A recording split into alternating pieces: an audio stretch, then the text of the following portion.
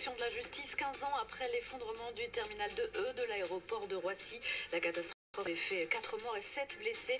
Le tribunal correctionnel de Bobigny condamne ADP, Aéroport de Paris, à la peine maximale de 125 000 euros d'amende pour homicide et blessures involontaires. L'enquête sur le crash d'un Boeing 737 MAX d'Ethiopian Airlines va se poursuivre hors des frontières. Le pays n'est pas équipé pour exploiter les boîtes noires de l'appareil.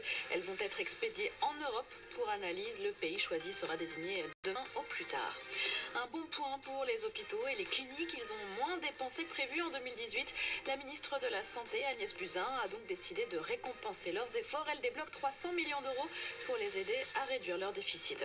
Les douaniers, eux, en veulent plus que les 14 millions d'euros mis sur la table hier par le ministre de l'Action et des Comptes publics pour mettre fin à la grève du zèle entamée il y a 10 jours.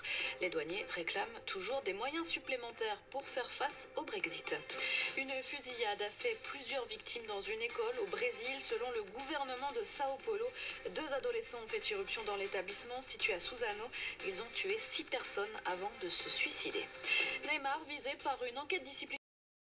Elle fait suite aux violentes critiques de la star du PSG sur l'arbitrage après l'élimination du club de la capitale en 8e de finale de la Ligue des Champions.